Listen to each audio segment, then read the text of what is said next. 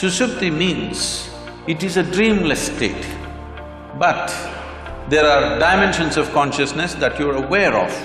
The neurological system in the body, if we have a way of monitoring that, I think the entire art of anesthesia could raise to a different level at a very minimum interference. When you disengage with memory, suddenly there is no past, present and future, so there is no time. Because there is no time, there is no space.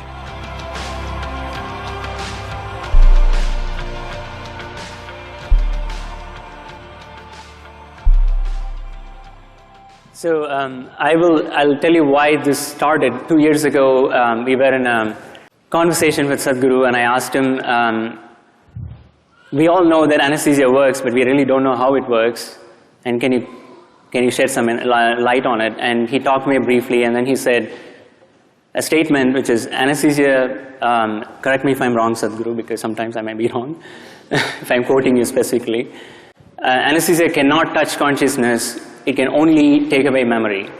I was blown away by that answer because that's not the way we think consciousness of.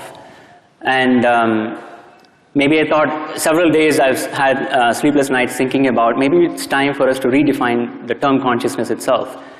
And having gone through several programs with him, I think I got some glimpses here and there to know that there's much more than what we know of. That's how this started.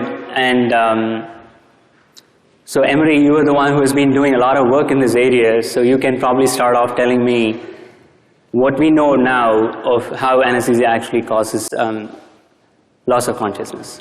Okay, so I'll start. And so again, it's a pleasure to share the stage with Sadhguru and with Nico.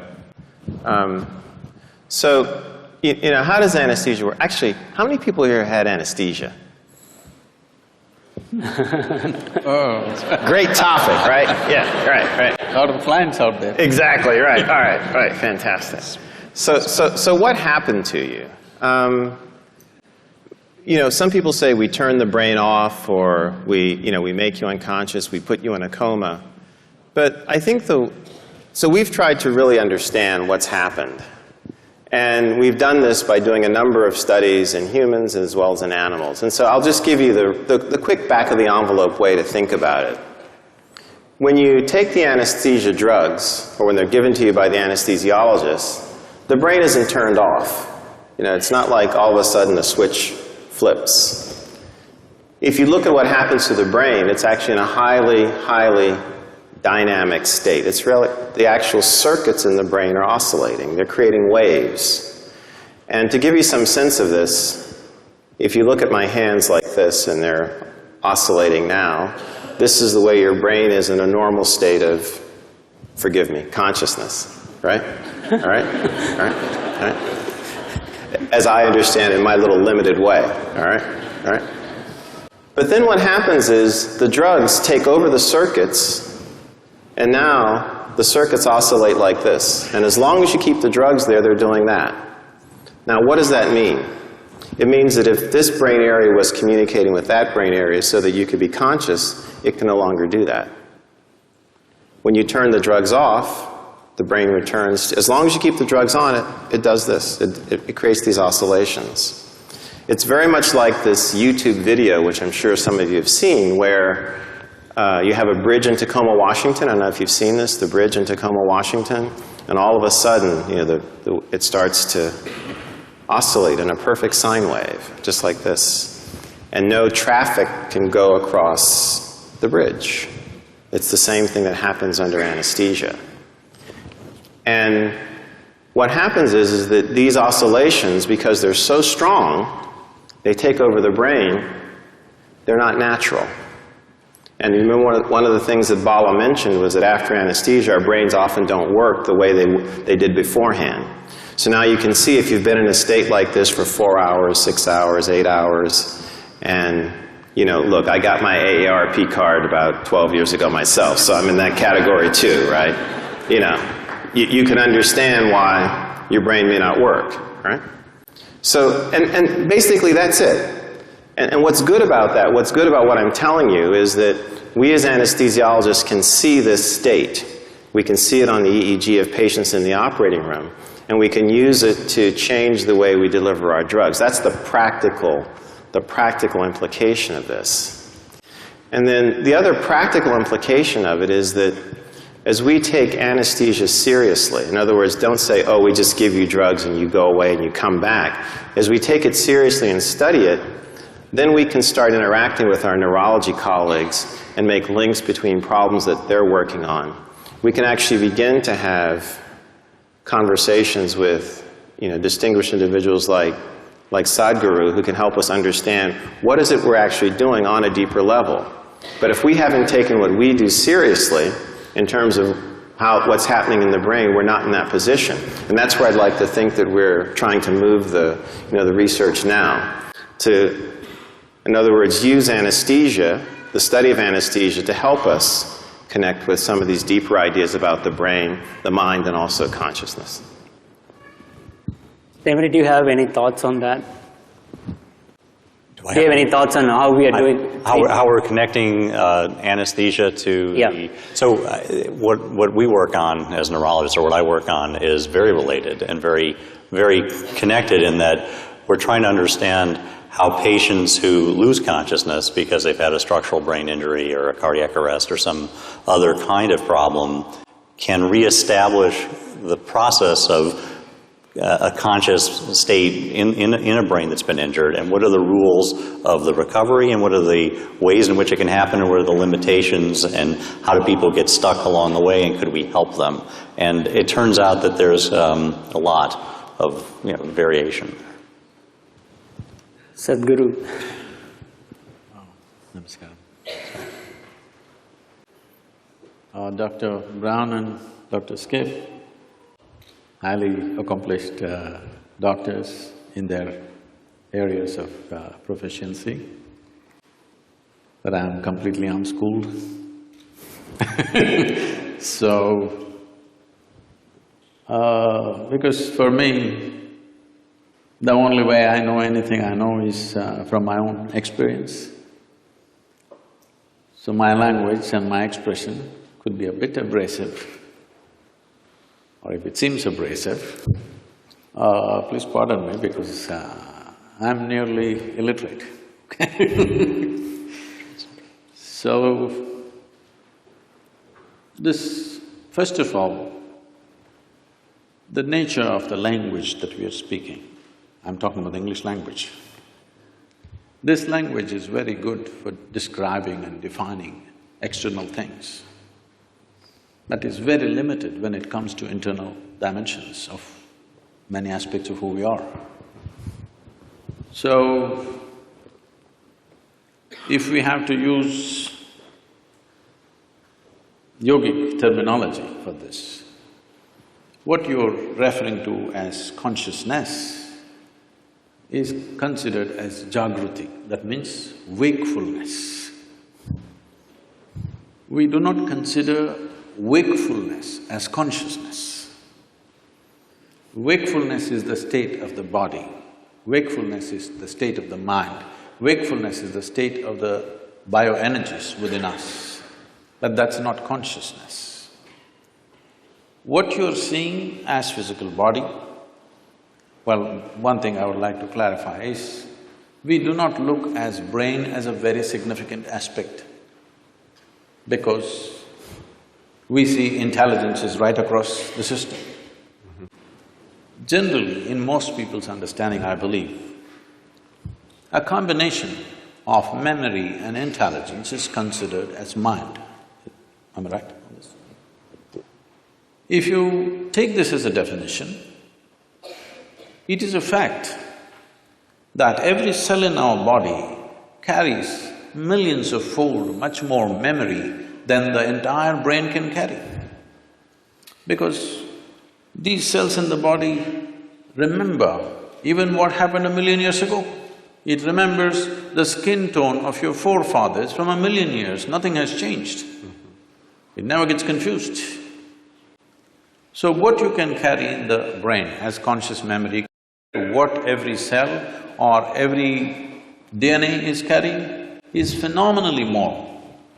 And the chemical dimension of what is being conducted in every cell is far more complex than you could ever figure with your entire brain. So both in terms of intelligence and memory, the spread is much more.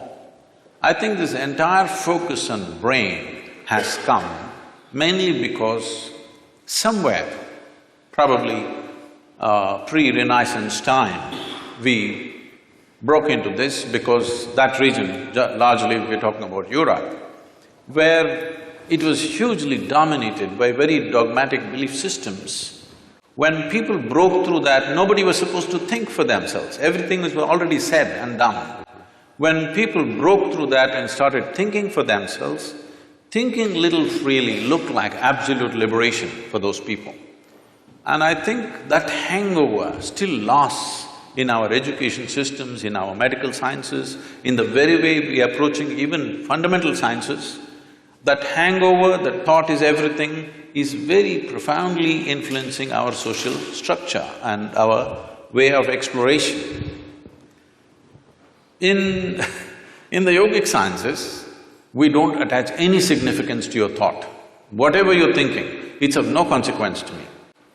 This is why whatever somebody is saying, we don't listen to them. We just feel them.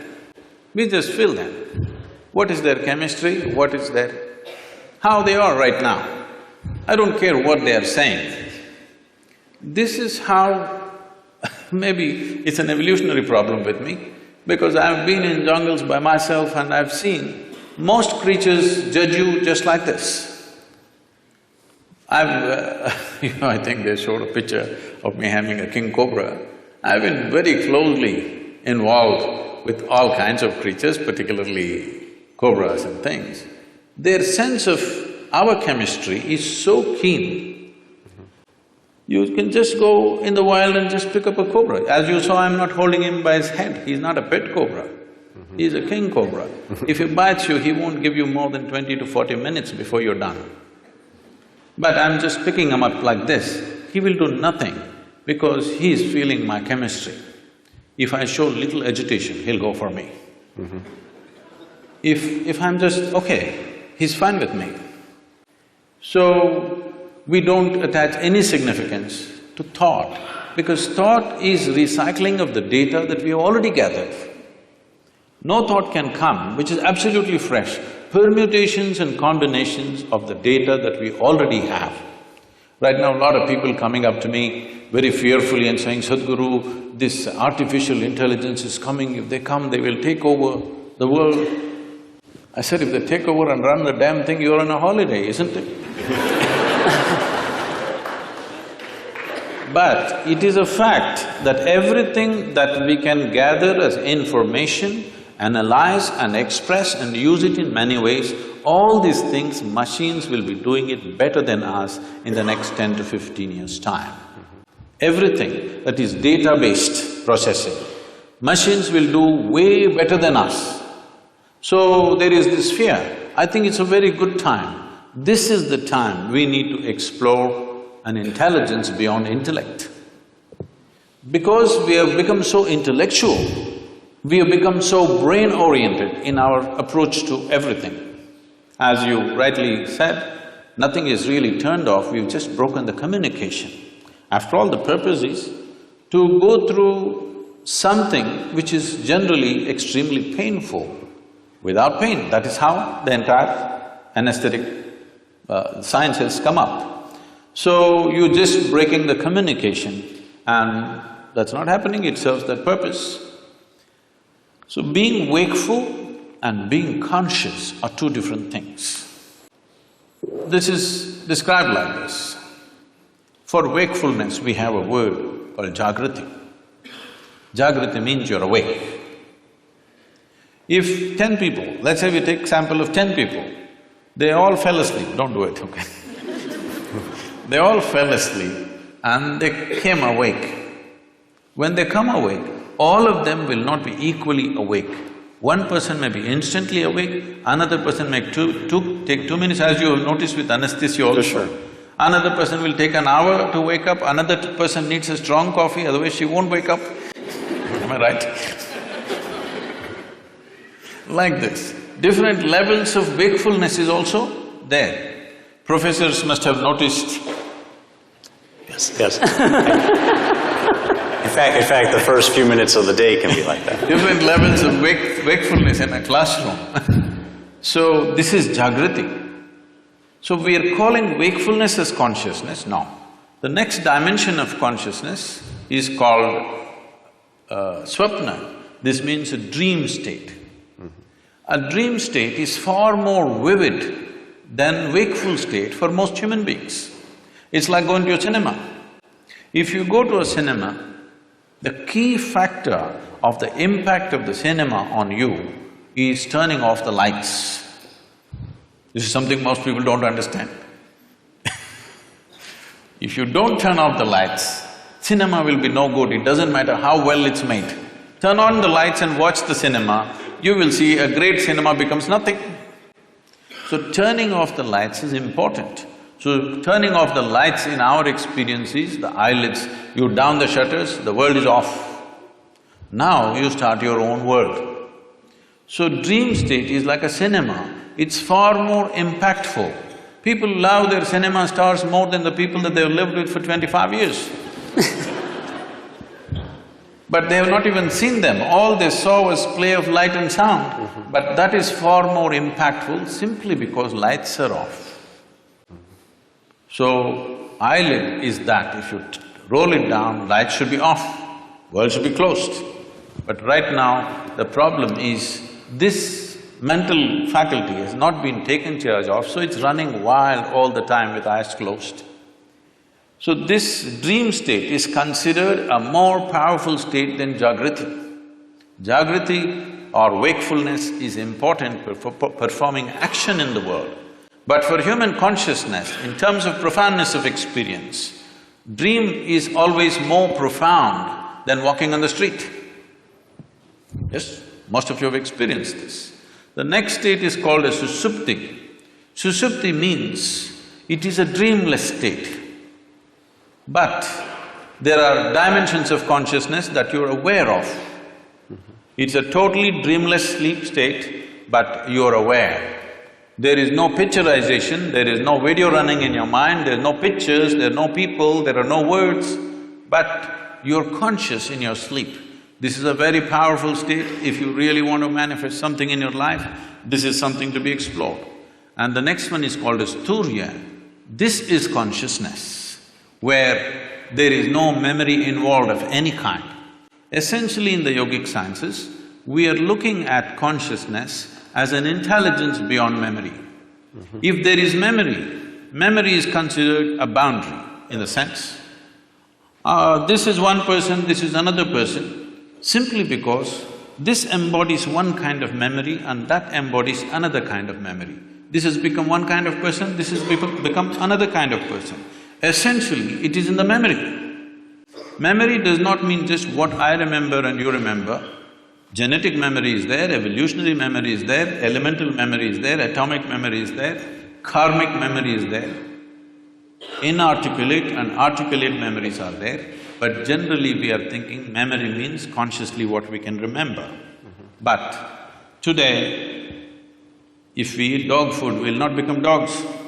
Something within us remembers, no matter what you eat, this has to be only transformed into a human being. It doesn't matter what you eat. If you and a cow every day eat a mango, no merger will happen. Perfect memory is established, evolutionary memory is absolute. So, these different dimensions of memory are playing on a daily basis. People are thinking their thoughts are free. It's a joke because your memory is determining everything. So, largely in one single word we call this karma. Karma means the residual impact of all the memory that you have, how it is impacting every thought, every emotion, every action, the very way you sit and stand. See, if you see somebody walking far away, let's say half a mile away you see someone walking, if he's your friend, just the way they're moving their body, you say, oh, that's him. There are 7 billion plus people, but this particular man walks in a unique way, all right? Just two-leg walking, everybody walks, but still it is so unique. So this is what we are referring to as karma, that the residual impact of memory, varieties of memory. We recognize memory as 8 basic forms of memory, which are determining how you are right now. The very way you sit, stand, breathe, understand, perceive life is determined by this memory. But there is an intelligence beyond memory, which we call as Turiya or Chitta. This is consciousness. Now, every one of us is conscious. The question is only of degree. Even a rock is conscious, a dog is conscious, a pig is conscious. The question is only of degree, how conscious. Even among us, how conscious is different from person to person. So, this degree of consciousness determines everything. Now, if we have to give an analogy, what is memory is like, I'm sure every one of us at some stage in our life, I don't know if you're still doing it, we blew soap bubbles. Did you? Hello? Come on, everybody raise their hand for anesthesia. Did you?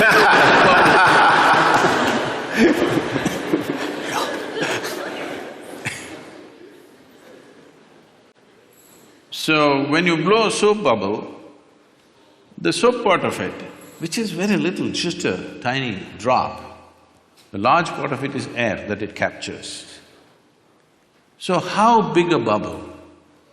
When you were children, who can blow the biggest bubble was a big deal. And it's a certain amount of technique. Yes. How you do it. Somebody blew this big bubble, somebody got only this much. So how big a bubble? This bubble is like this. The kind of soap and how it gathers is your memory. It forms it gives it a form. But when the memory bursts, there is no such thing as your air and my air. There is no such thing as your consciousness and my consciousness.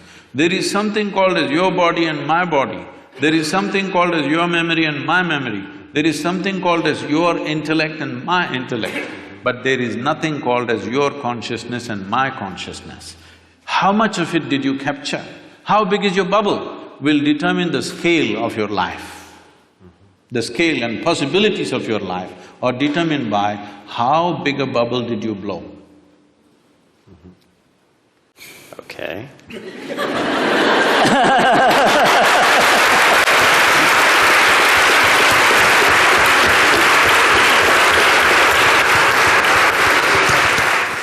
Well, let me pose you a question, Sadhguru. So, we can perhaps work as individuals to, now that I know I take away wakefulness and not consciousness, right? To move towards consciousness. And that's an individual's decision to maybe train in this particular way. So, is there some way that we can harness these insights like you have, harness this understanding, and use it as anesthesiologists to take care of patients? Because if we can reduce it to, or if we can adapt it, I should say reduce, if we can adapt it in that way, that would be very, very helpful, because we would be using the powers in a way that would control, have to use the word, the brain, in a way that would be perhaps more physiologic. I'm not the expert in the subject, but because you're asking me the question, I'll say something. But you're the expert in anesthesiology, is it? Yeah. I'm sorry. in my simple understanding, anesthesia as a process has come into being in this world, or is existing right now, because there is pain. Pain, when it happens to us, is a bad thing. Nobody wants pain. But at the same time, if there was no pain, most people would not even know how to preserve their own body. See, wherever there is no pain, in how many ways they've cut it. Suppose there was no pain in your nose, they would have cut it in various shapes. It's part of the fashion. If there's no pain at all, believe me, they would have pulled out intestines and swing it on the street and go. You have any doubt about that? None whatsoever. So, essentially because there is pain in the body, and pain is a protective mechanism. Because most human beings still don't have the necessary intelligence even to preserve themselves. If there was no pain, even if a bicycle comes, people step back, don't think this is out of civilization. Consequence of pain. Because no pain, even if a truck comes, they would just walk. Yes, they would. So, because of pain, so pain is essentially a protective mechanism for us. Without it, people wouldn't know how to stay alive, how to stay in one piece, they would have cut themselves into pieces. So, but sometimes, as what is called as surgery, is in some way cutting people up. Sure. So it has become a necessity to cut someone. How to cut them? With minimum amount of disturbance to the system. That's the whole effort. So in this effort, as you said, essentially you're disengaging different parts of the brain. I don't know if it's an exact science or it's generally getting disengaged.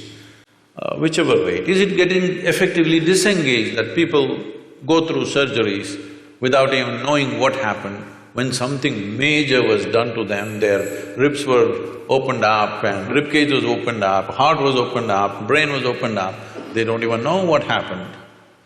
Very innocently, they wake up after a day or so, whatever amount of time. So this is anesthesia. How could we use… See, one dimension, because when we were speaking in the room, when you said, essentially, if I'm wrong, please correct me, you're monitoring the physiological systems of heartbeat, blood pressure and temperature, Brain waves. whatever else, the physiological factors. If… I don't know if it's even a possibility, but if you find a way to monitor the neurological system, ignoring the physiological system completely. See, the concern may be the moment you put somebody on the table and start opening the body, the concern of a doctor or a surgeon may be that you don't want him dead on the table. So you're watching his heartbeat, you're watching his pulse and you're watching his all the other parameters. I understand and appreciate that concern, but instead of… okay, let's leave the physiological monitoring as it is, but if we have a way, I don't know if there is a way in the medical science, if we monitor the neurological system, not just the brain, the neurological system in the body, if we have a way of monitoring that, I think the entire art of anesthesia could raise to a different level at a very minimum interference. It could happen because why I'm saying this is, there is something called as marma in yoga and also in what is called as kalari in South India. It's a certain form of martial art. Marma is a way of killing the pain completely at certain moments when we want to, just by touching certain parts of the body, handling body in a certain way. So essentially what we're doing is, the neurological system, we're shutting it off. And there is no pain at all. We can go ahead and do what we have to do, and only when we release it, the pain will come back.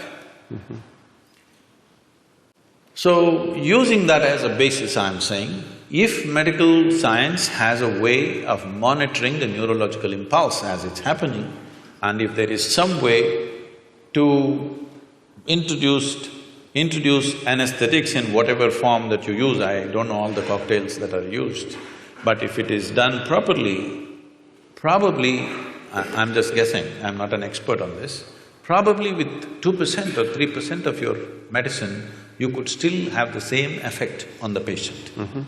Because how you use any medicine on the body and how you use it on the neurological system, I would say 1% of what you use on the muscle, if you use it on the nerve, it will produce equal effect. But it's interesting, because I think what you're saying has contact also with the work that we do in the recovery phase, and there are people now looking very carefully at cardiac and brain interactions. And they do signal some of these changes, and it's suggestive. I mean, that maybe more of the body could be engaged in the way we think and measure, and that makes a lot of sense to me, actually. Can I ask you another question? So I did a little reading about you, and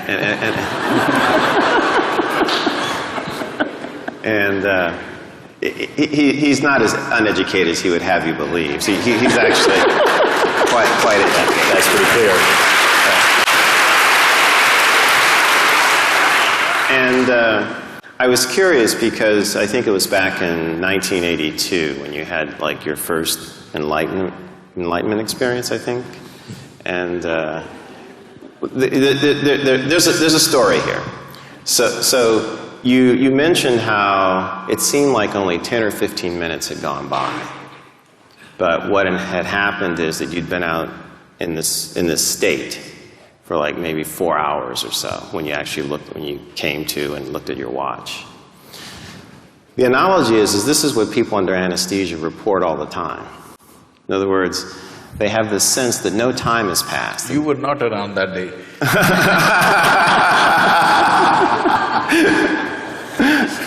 Maybe I'm reaching.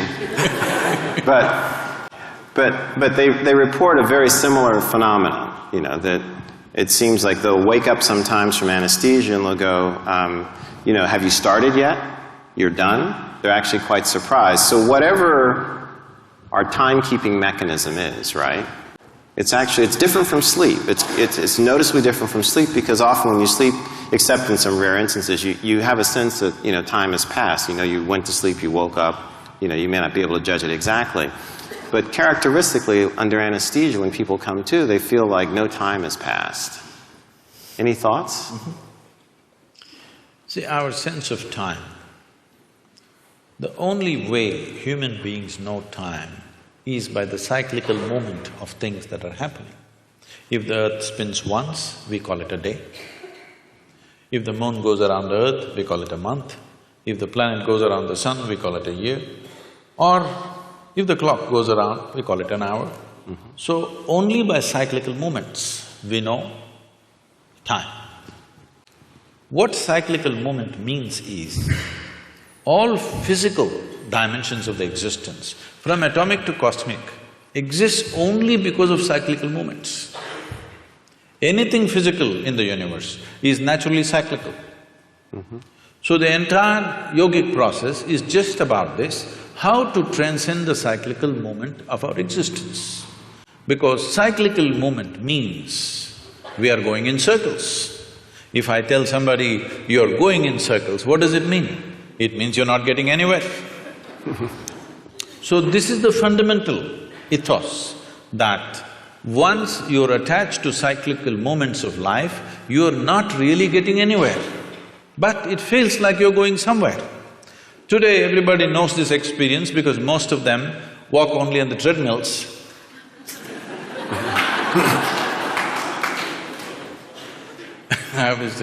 I was in conversation with Ed Bagley, who's an environmentalist, and he said, if somebody from another planet comes here, some aliens come here and see, we drive to the gymnasium and then cycle inside the gymnasium on a stationary bicycle, what will they think?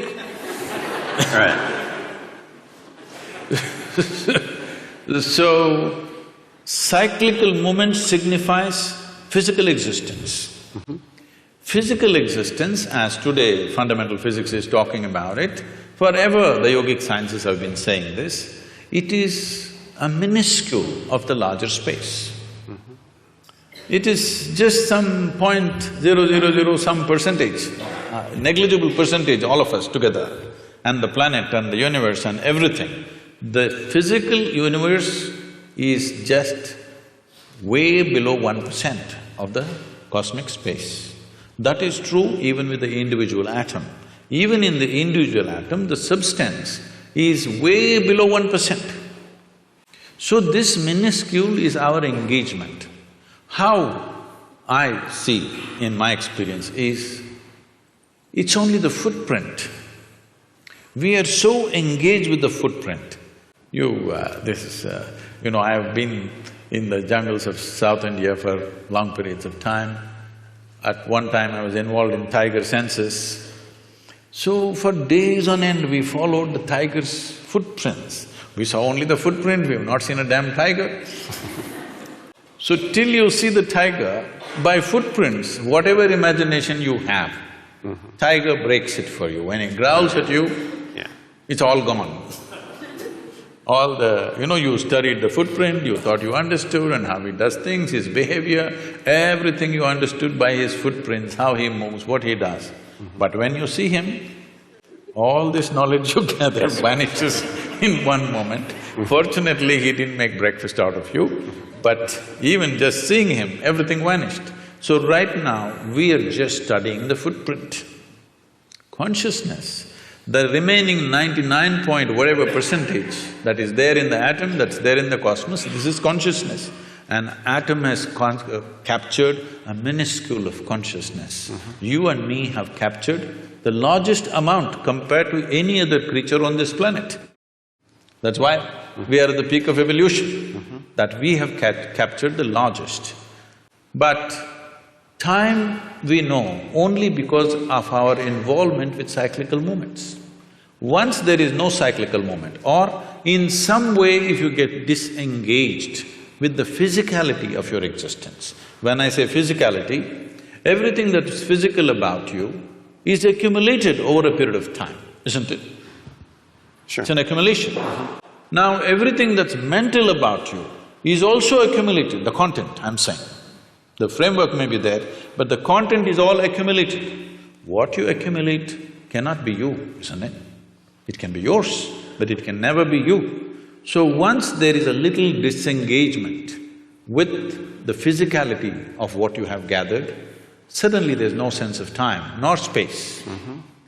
What is now is then, what is then is now, what is here is there, what is there is here, everything gets like this. It's very beautifully expressed. The Adiyogi, the first yogi, over 15,000 years ago, he said this. People, his disciples, squeezing him, asking, what is the nature of this existence? Where does the cosmos begin? Where does it end? He laughs at them and says, I can pack your cosmos into a mustard seed. Wow. So just make sure we understand. If I understand, the experience that you had that Emery's asking about, and perhaps the experience that might not be passed through in memory and language of the patient in anesthesia from this point of view, would be one in which it's outside of time, maybe interior, as it said in the video, but space has sort of a time-like aspect where present and future are in the same distance. Is that kind of a restatement in any way? This could seem contradictory to what is generally believed in fundamental physics. Modern physics is looking at space and time. The yogic sciences look at only time. There's only time, there is no space. Because there is time, there's a consequence of space. Okay. If there was no time, there would be no space. So time is the basic, not space. Space is an illusion that's been created because we are engaged with our physical natures. So if you disengage with your physical nature, suddenly there is no time, so there is no space. So suddenly what is here is there, what is there is here. People think something miraculous has happened, nothing miraculous happened. It is just that you kept your accumulations aside for a moment, that's all. What you accumulated and who you are sat separately. The very basic program, what we're teaching as inner engineering is just this. What we're training people for is, if they sit down here, body's here, what you call as your mind is somewhere else, what is you seems to be little away. Once there is a little space between you and your body, between you and your mind, suddenly there is no time. Once there is no time, there is no space, there is no possibility of space. This needs to be understood. We have a common word both for time and space. We call it kala. Kala means time. Kala also means emptiness. So emptiness means space. So this hall is empty, that means there is space here. We say when the hall is full, we say there is no space here, that's what we mean in a simplistic way. But the same word is employed both for time and space because space is bred by the time. If there is no time, there is no space. Right now we are understanding time as cyclical movements. So we are looking at time in two different dimensions, Kala and Mahakala, the greater time. The greater time has no cyclical movements. Cyclical movement is because of physical nature. Because of physical nature, there is time in terms of birth and death, in terms of initiation and expiry of everything that happens. Every atom, every electron, every proton, somewhere has an age. Even the very planets and the solar system and the sun has an age. Sometime it is begun and sometime it's going to end. Whether it's going to be a bang or it peters out is is something we can debate. Sure. But physicality is not perpetual. It begins and ends. Because of that, we are looking at time in that sense. But there is time beyond cyclical nature. This we call Mahakala. Is there some logical way of explaining it? No. It is just that when you disengage with physical nature, which is the main purpose of yoga, because otherwise, when you engage with your physical nature, you engage with your memory. Your body is just memory, variety of memory. 8 different dimensions we are talking, whether we see 8 or 4 or 1, it doesn't matter. This has taken a particular form only because of memory. It is functioning in a particular way only because of memory. So when we disengage with physical form, we are disengaging with memory absolutely. When you disengage with memory, suddenly there is no past, present and future, so there is no time. Because there is no time, there is no space, there is no distance, there is no possibility of this and that. Since I have you here… I'm yours. No, thank you. Professor Sir. No.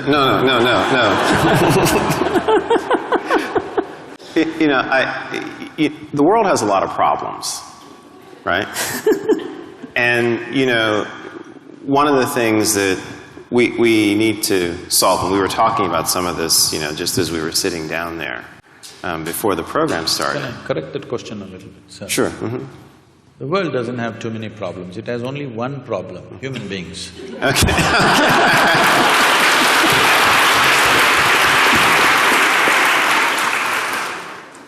So if we could focus on that one issue. All right? What do we do? How do we use, the insights, the understanding, the enlightenment that you have to go after some of these issues? Because they're very real and they threaten us. See, by every definition that we have made, we have defined ourselves as the most intelligent creatures on the planet. These are all our definitions. I don't know if the insects agree with us. But by our own definitions, we are the most intelligent of the species. So our understanding is right now, whoever dominates must be most intelligent. So for which we are paying a lot of price. Whoever is right now in domination, he is the most intelligent. If you go by that, we are the most intelligent. Maybe we are the most intellectual, yes, of all the creatures. But we are not the most intelligent because we don't even know what to eat after these millions of years. Hello? Even now research is going on, what is the best thing to eat? If you put something in front of your dog, one sniff, he knows whether to eat or not to eat.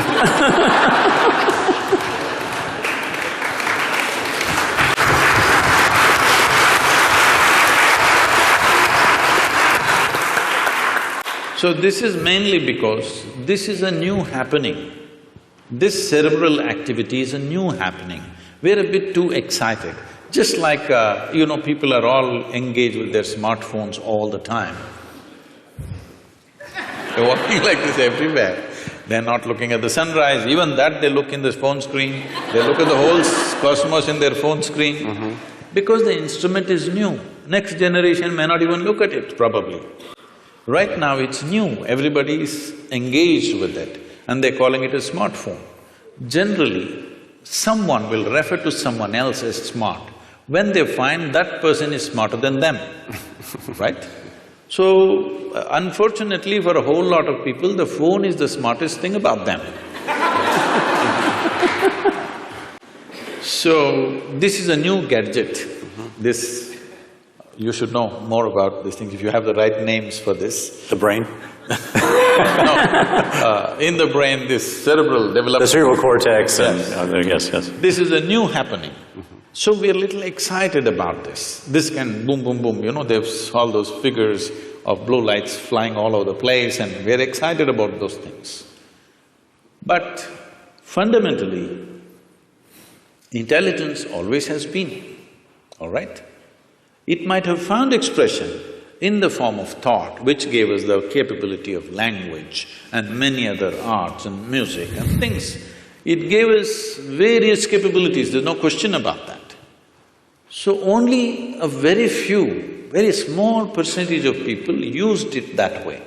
Rest of the people are using their intellect just to freak the hell out of themselves. You're only handling injuries or you're also handling people going off? I only do neurology. Okay. I'm not board certified in psychiatry, if that's the question. If they're neurotic, you don't deal with them? Not trained for that. Okay. They all come not professionally trained for that. A lot of them come to me.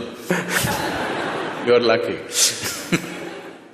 So, this is essentially like you have a new gadget, but you have not read the user's manual.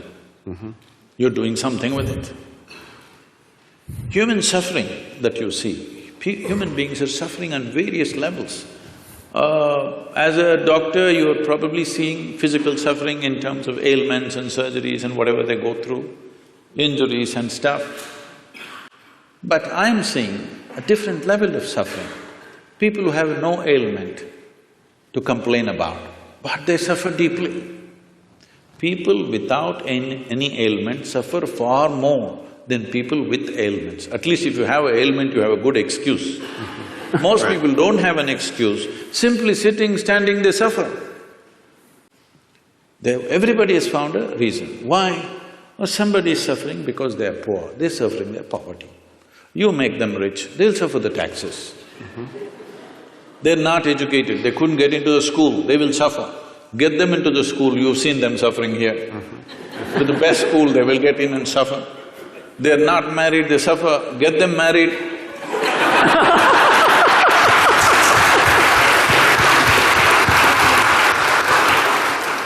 So they're not suffering their life, this is something that needs to be understood. They're not suffering their life. If you ask them what they're suffering, they're capable of suffering what happened 10 years ago. Yes or no? 10 years ago something happened, they can still suffer. And they are capable of suffering what may happen day after tomorrow already. So essentially, their suffering is not about life. They are suffering two fantastic faculties that only human beings have. No other creature has such a vivid sense of memory as we have. No other creature has the kind of fantastic sense of imagination that we have. They're suffering their memory and their imagination, they're not suffering their life, isn't it? They're only suffering their memory and their imagination. If you take away a part of their brain, you definitely know which part it is. If you take out some part of their brain, whatever that part, they will all sit very peacefully, maybe even happy, I don't know. Because I find, I just met a lady a few months ago. I was in Mysore, my hometown. I just went to visit someone and I was just entering a building, a very small built old lady, maybe she's over 75. She came smiling at me so sweetly and just asked me, "How are you?" I said, "Ma'am, I'm well. How are you?" And then I went up, I never forget faces, but this is not a face that I know. Then I went up and after half an hour I came down, again she came to me with a very sweet smile and she said, "How are you?" I thought, okay, and then I said, "Okay, I'm doing well, how are you doing?" Then somebody came and said, poor lady, she's just lost her memory. But I said, it seems to have done wonders to her. She's just so exuberant and joyful. So, a whole lot of people, when they lose their faculties, they become better. This is the unfortunate nature of our existence, that our capabilities have become our problems. If our incapability is our problem, that is understandable. But when our capabilities become our problem, we are heading for a disaster. Yes or no? This is a tremendous capability. This cerebral development is a tremendous capability, but now that is what we are suffering. Our fantastic sense of memory and imagination, we are suffering this. And no wonder so many people are losing their memory, because many times in their lives, consciously, unconsciously, they're wishing they could forget something, and they will forget one day. When they forget, suddenly it becomes an ailment, but they were always wishing for it. Every day, a whole lot of human beings are continuously wishing and praying, I wish I can forget this. But when they forget it, then they become a case. So, this dimension of what we are looking at is not about forgetting, it is not about reducing your thing. See, every day people are taking their own anesthesia. They call it whiskey, they call it wine, they call it their own thing. They kind of, just dull your memory, dull your imagination, simply sit there. It feels peaceful. Next day morning again, everything is back anyway, unless you have a hangover. But people have found their own ways of anesthesia. For sure. And people are using many things, of course, more advanced developments have happened in that level of anesthesia also in recent times. Right. So, essentially, whether you pray, I want to forget all these things and live happily, or you drank a glass of wine, or you doped yourself, or you're on LSD, or you put them on anesthesia, essentially they're all moving in the same direction. You're doing it for a specific purpose for a limited period of time, but they're trying to do it to their life. And one day, when they lose their memory, in a way, unfortunately, they've succeeded their intent. This is the misfortune. Because people are driving themselves towards that. People are trying to think, today in the world, people think there is something called as sanity and insanity. There's no real line there. It's a line that you manage by yourself, with your own discipline and your own perception. Is there really a line called sanity and insanity? Tell me. Is there? See now, it's like this. What you think is normal, somebody else thinks is crazy. Is it not happening all the time? Older generation thinks younger generation is crazy. Younger generation thinks old people had for sure lost their marbles. Everybody is making these judgments. One culture thinks another culture is crazy. So, it is just a line that we artificially create and manage, because we know if we cross that, we will not be able to control ourselves. Even when people get angry, the term that they use is yours always, I'm getting mad, so they know it. So, they know that they've crossed their line. The line is not same for everybody.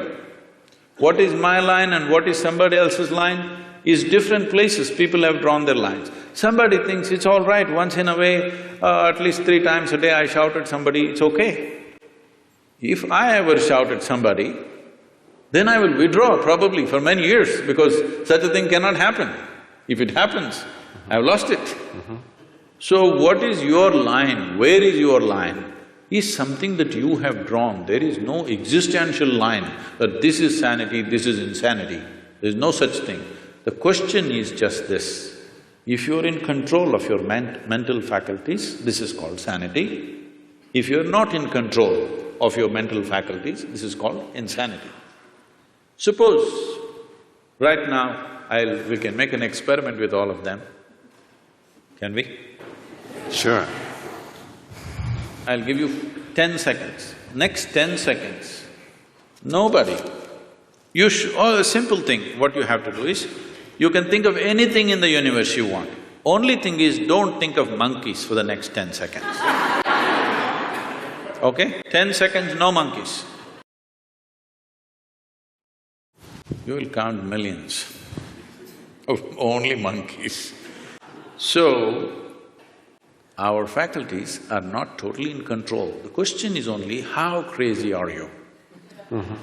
Okay? You are a little more crazy than me. That's about it. But there's no such thing as somebody is absolutely sane and somebody is absolutely insane. What means a lot to me looks like insanity to somebody else.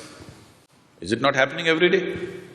What means a world to you, somebody else thinks this is insanity.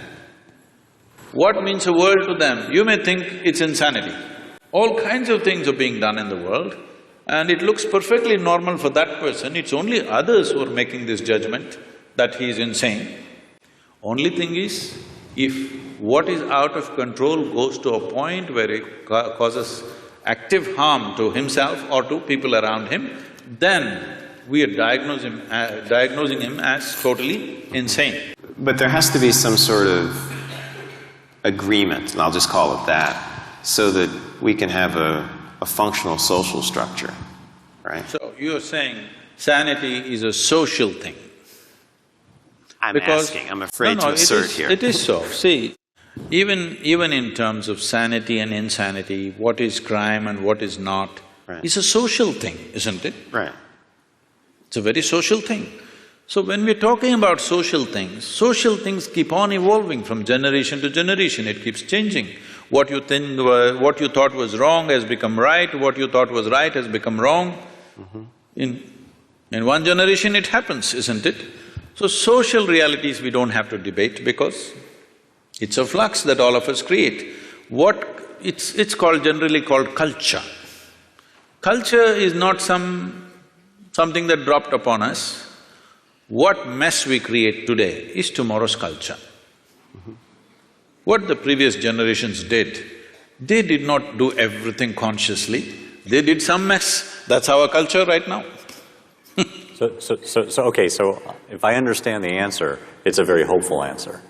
Because no matter how bad things look, they present to us a problem we can solve.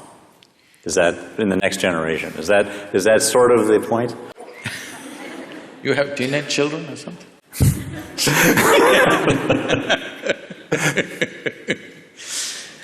I'm not trying to define that. All I'm saying is do what you want, you cannot define this because as you said, it's a social process. Social process, today we are democratic countries, so it's decided by the majority as to what is right. What majority decides may not always be a perfect solution, but we have agreed that if the majority says this, we do that, right or wrong. Works or doesn't work, we do just that when the majority says that, at least with certain aspects of life. With certain other aspects, we have retained the authority in some kind of experts. Let's say in anesthesiology, if you say something, maybe that's the right thing.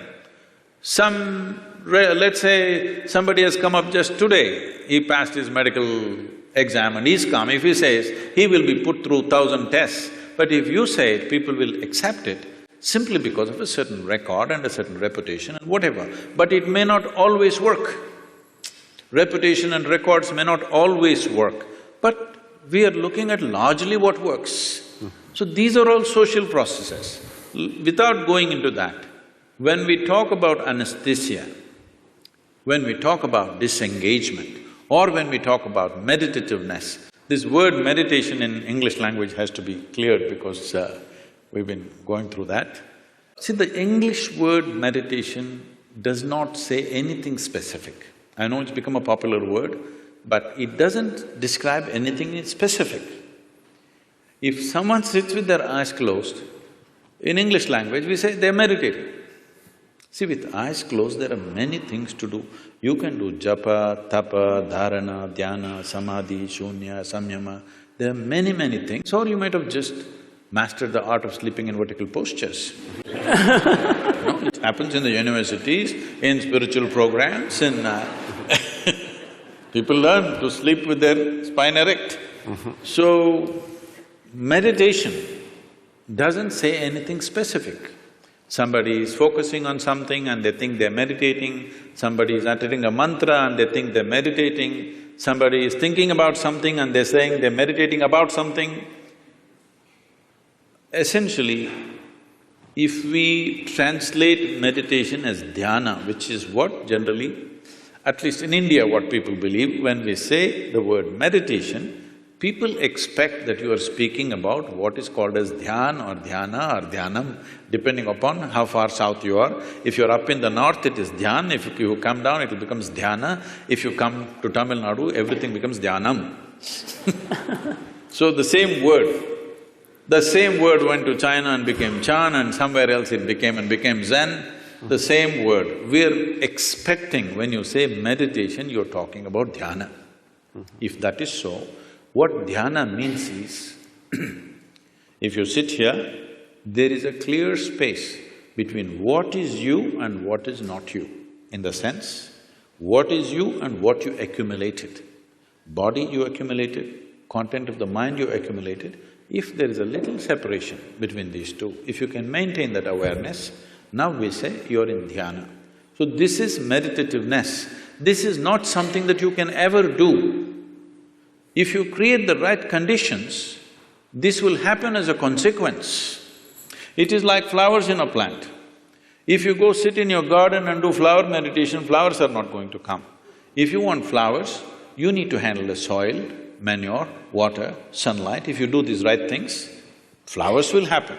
Well, the soil doesn't look like a flower, manure doesn't smell like a flower, water or sunlight doesn't feel like a flower, but only if you do those things right, this will happen. If you're… right now, this whole thing has become convoluted because we have become such a goal-oriented society. That means we are interested in the consequence, we are not interested in the process.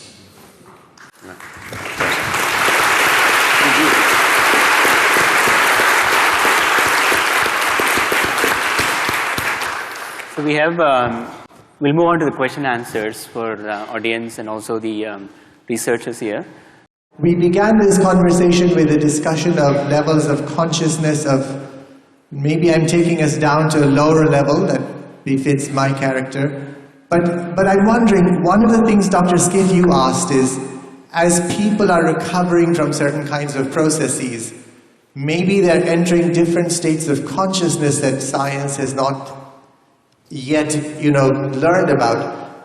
I'm wondering if that theory is necessary because we know about the plasticity of the brain. I think Baki Rita, is that the gentleman who talks about plasticity of the brain and extraordinary things that the brain can do to recover functions in different parts as it's damaged. That's one, and maybe that's a more technical question. I have a larger question for Sadhguru. You spoke very eloquently about memory, intellection, asking us to put those aside. And I'm trying to understand exactly what you mean because I haven't caught it, I'm sorry to say, because it seems to me those are the unique or extraordinary things about us as human beings, right? The fact that we have this historical memory going back to Mesopotamia and beyond, in India, thousands of years, and also as individual human beings, and intellection, which allows us to build spaceships in addition to sit here and listen to you. So I'm not quite sure how you mean for us to leave those aside or place less value on them. I did not talk about devaluing them or leaving them aside. What do you think? Is this planet round or flat? I suspect it's quite round. Really? You suspect it's round? You're not sure? No, yes, I'm sure. It is round, in fact. In fact, I think that is how matter has to collect around gravity. No, don't go there. Gravity is another thing. But today we know it is round. Though, if I walk up and down this place, in my experience it feels flat. But we know it is round. We debated this for thousands of years, all right? But we couldn't figure it. But it became very clear to us only when we took off. We created some distance from the planet. You flew up there and looked very clearly, it looked round. You went and stood on the moon and looked around, 100% it's clear it's round. So what gave you this clarity is the distance. When you were in it, you thought any number of ways but you couldn't figure it. But the moment you had distance, you had clarity. So only in that context I said, you must know how to keep your accumulations aside. If you're carrying a bag, when you don't need it, you must be able to keep it aside.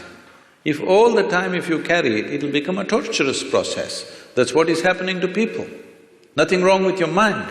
It's just that all the time it's on and it's becoming torturous. Not knowing how to do, they're sozzling it out with alcohol or drug or something else. Essentially, they are unable to bear the activity of their own mind, isn't it? If they could keep this bag aside for some time, all we have accumulated, it would be nice. You won't lose it, because nobody's going to pick it up and go. It's there for you, but once there is a little distance, you have an absolute understanding of the nature of what it is, only then you can handle it the way you want. Right now, you're handling both your body and mind accidentally, accidentally. When you do things accidentally, anxiety is normal, and that's what is happening. Because everything is accidental. Because there's no clarity about anything. Because the nature of intellect is such. If I ask you, would you like your intellect to be sharp or blunt? You must choose right now, I'm going to bless you. Sharp or blunt? Sharp. Sharp. So you understand, intellect is a cutting instrument. It's like a knife. The sharper, the better. If somebody is very sharp, you will say, oh, he's a razor sharp. Intellect, very sharp. So cutting instrument. Cutting instrument can be used for dissection. With dissection, we know many things. Did you do science in your high school? You cut open that frog and saw how the heart was pulsing. The frog didn't think much about it, that's another matter. But you came to know so many things in this world. Slicing a human body, slicing a flower, slicing an atom, we discovered so many things. But is this a complete way of knowing? Can I know you by dissecting you fully? Is it possible? Maybe I will know you better by including you, by engaging you, rather than dissecting you. By dissecting you, I may know your heart, liver, kidney and spleen, but I will not know anything about you. Only by inclusion I know. So, you are using a cutting instrument, or let us say you take your knife and try to sew your clothes, you will have tatters. So this is what is happening with approaching everything intellectually. Everything is going into tatters. We are trying to sew with a knife, it's not going to work. There are other dimensions of intelligence. We, in the yogic way of looking at things, we look at human intelligence as 16 parts. Out of the 16 parts, to make it simpler, we can make it into 4 categories. It's called buddhi, ahankara, manas and chitta. Buddhi means the intellect, it's the front end. This is essentially a survival kit. Without your discriminatory intellect, you wouldn't be able to survive on this planet. You have to discriminate. Now here a deer came and here an elephant came, you should know which way to go, otherwise you wouldn't survive. Discrimination is constantly on, which is keeping you alive right now. Otherwise you wouldn't know whether to walk into the… whether to walk on the sidewalk or in the middle of the road, you wouldn't know. So there is a discriminatory process which is keeping you alive. It's a survival instrument. Without it, you cannot function. How does this survival instrument function? What is its nature? We will not go too much into that because they're timekeepers. But it is something that everybody knows. The next dimension is called ahankara. Ahankara means identity. What kind of identity you fix That is how your intellect will work. Right now you sit here and say, I'm an American. This thinks and acts like an American all the time. Or I say, I'm an Indian. It thinks and acts like an Indian. In India, there's a classic thing happening in our own generation. It was all one nation. Somebody drew a line and said, this is India, this is Pakistan. Suddenly, some line that somebody drew and nobody knows where exactly the damn line is, still the dispute is going on. All right? But suddenly, if you're on this side, you have one kind of emotion and thought, if you're on that side, you have a completely different emotion and thought. Just a piece of cloth, I mean a flag, if you look at it, tears will come to you. People are willing to live for it and die for it, all right? So that is how it is, identity. The moment you identify with something, your intellect serves that identity always. If you say, I'm a man, it always functions as a man. If you say, I'm a woman, it functions that way. If I say I'm this or that or whatever, race, religion, nationality, anything, the moment you identify with something, your intellect is striving only to protect that identity and support that. That's how your intellect is functioning. In modern societies, we've done nothing about this. People are getting identified with football clubs. They're nations by themselves. Yes? Oh, yeah. Football club is a nation by itself. People are willing to fight for it and die for it. Because we have not cultured an identity. When a culturing an identity means, in India there was a system, now unfortunately it's largely gone, though still some part of India still has this. First thing before we start education, it's called Vidyarambham. Before you start education, the first thing is, you must take an universal identity, cosmic identity. Only then education is given to you, because education is empowerment. You should never empower a limited identity. If you empower a limited identity, violence is a natural consequence of that.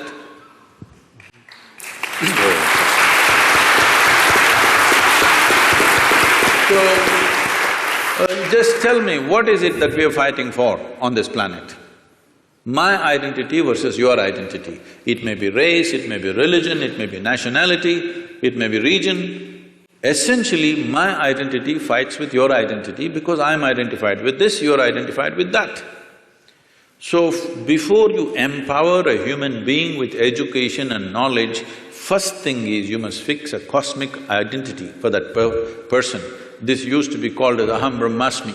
First thing is a child must say, my identity is cosmic. I belong to the cosmos, not to these parents who are sitting with me right now. I love them, they have nurtured me, but my identity is cosmic. The child has to utter this. Only then, first alphabet is taught to him, because it was education as seen as an empowerment. Just tell me, today in the world, are uneducated, illiterate people causing more damage or educated people on the planet causing more damage to the entire planet?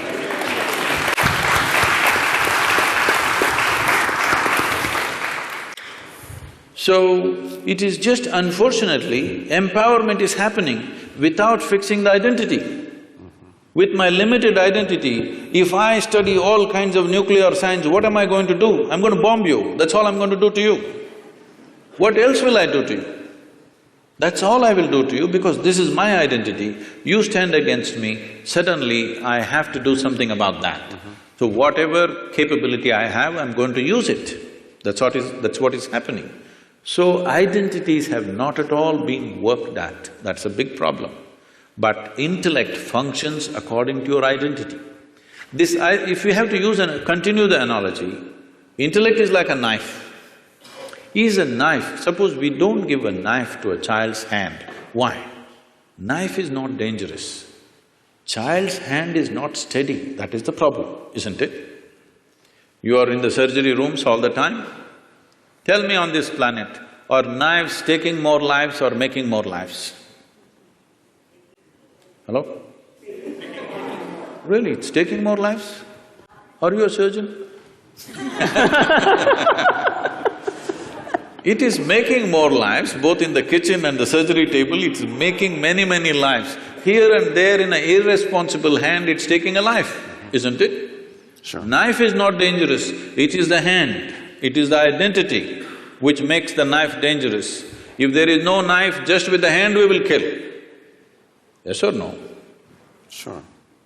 So the third dimension of intelligence is called as manas.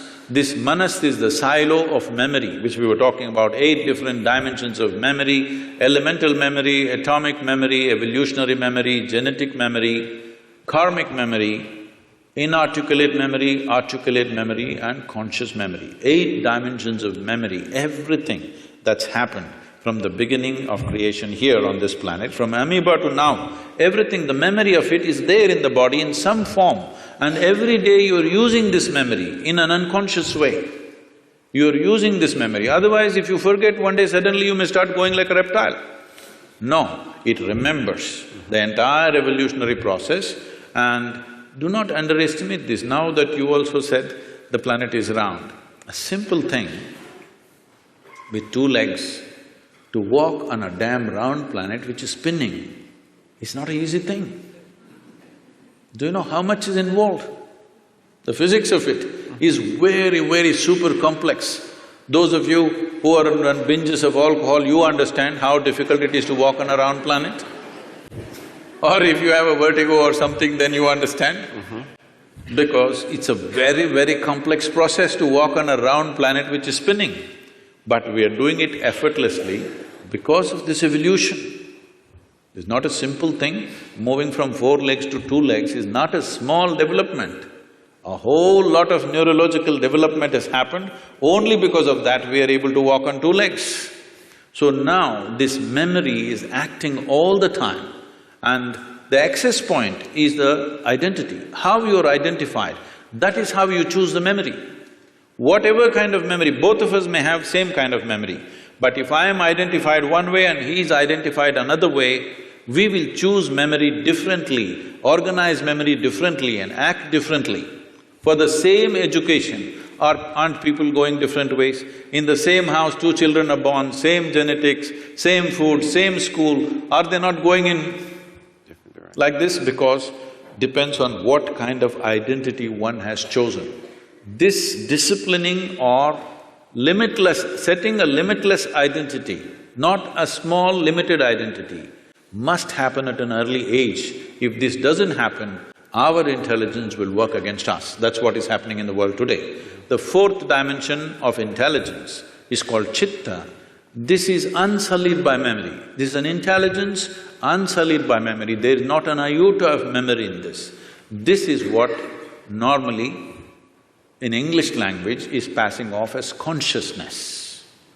So, where there is no memory, there can be no boundary. Memory is the basis of boundary. This is me and that is you, this is my memory versus your memory. This is me and this is a table, this is only by memory. If there is no memory, there is no boundary. So going beyond those states of memory is necessary for every human being, whatever capabilities you have right now. Because of our explorations, our knowledge, our science, our technologies, well, this is what is eating up the very basis of our life also, isn't it so? The planet is going away. We have no solution for that, but we're going on simply because we have explored bits and pieces without grasping the entire dimension of what it is. Consciousness means that you went beyond the boundaries of your memory and grasped life as it is. Now it doesn't matter how much knowledge you have, you will do what is needed and nothing more than what is needed, and that's what needs to happen in the world.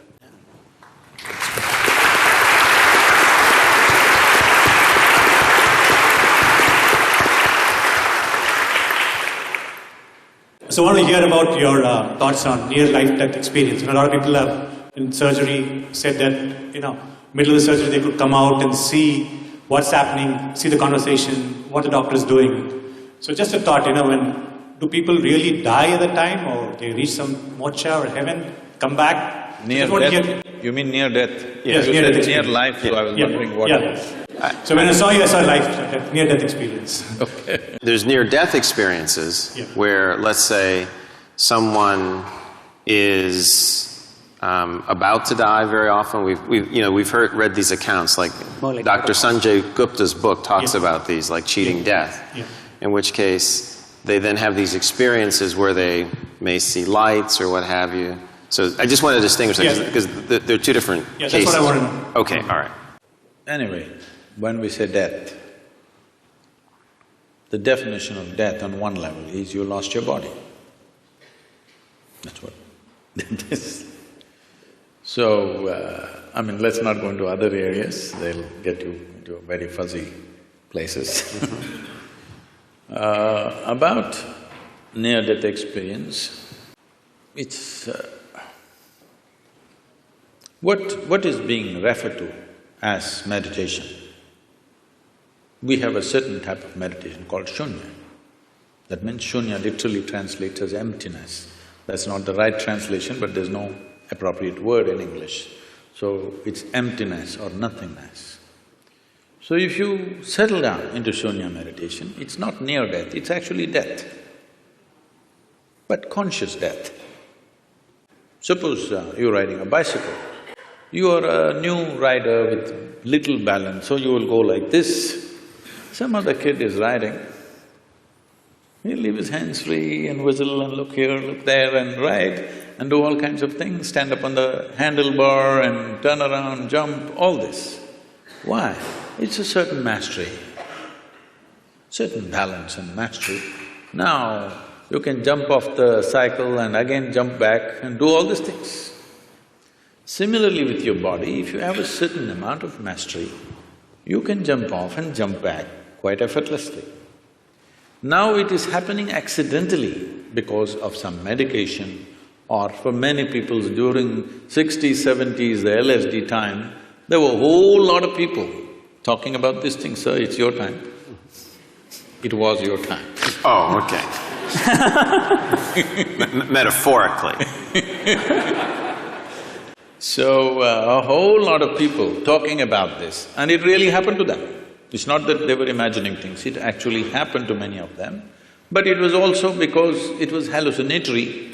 Nobody knows whether it's this or that. There's no way to for sure say it actually happened to them or not. But I've met many people of those times who genuinely experienced things with which their lives got transformed in many different ways. In a crazy way, but suddenly everything about them changed simply because somewhere they perceived this… you can yo-yo this body a little bit if you wish, it's not a permanent thing. Just that little awareness changed the way they perceive life and they behave and they do things in their life. So this near-death, I'm not really looked at any of the thing, but some people have told me, some popular books, they were saying they see angels and there's a tunnel going. See, one thing is, you must understand, when somebody is going on the surgery table, the doctors may be confident, the patient always fears that he may die. Hello? Doctors may be confident, they know the case, they know what they're doing. 99% of the time, they're confident what they're doing. But the patient, once he closes his eyes and hands over his life to somebody, he always fears what will happen. So every small thing he thinks is death. It happens to people. If you put a gun to somebody's head and just shoot and miss them or it's a blank, they almost died. Near-death experience, they'll blank out for some time and then they come back. They really think they went away and they came back. And they saw the scene also from the top, because that's because of the Hollywood. So, human mind is capable of creating many dimensions of experiences. It need not be construed as death, it's life. First of all, anyway, I'm coming out with a book on death, an inside story.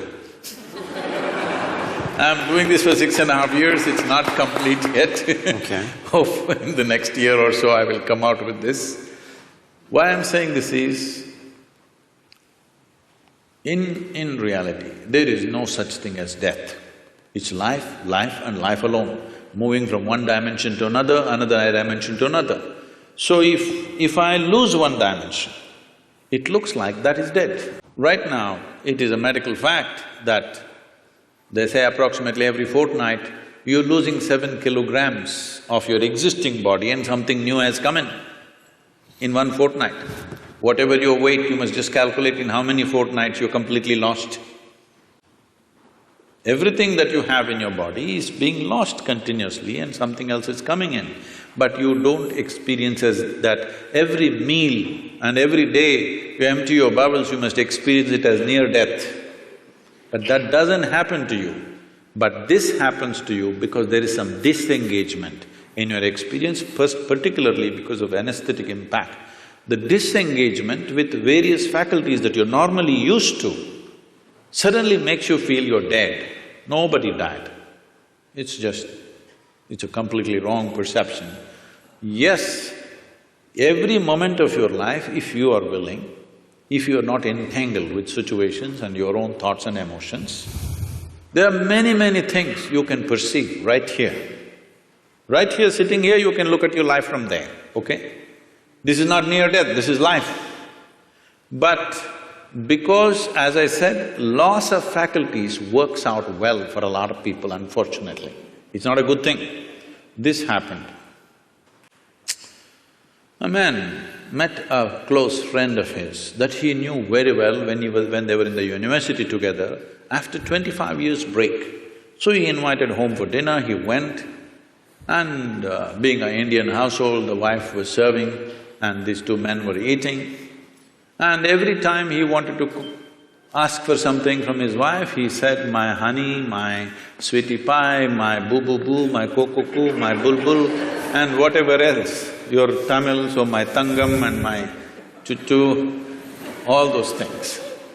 So after the dinner was over, the friend was leaving and he said, you are having an amazing life, aren't you? I'm married with my wife for 15 years, we can't even look at each other's face. The way, the endearments you're showering upon your wife is truly fantastic. I said, what are you talking about? He said, you called her bulbul, you called her tangam, you called her this. I said, oh man, I forgot her name 7 years ago.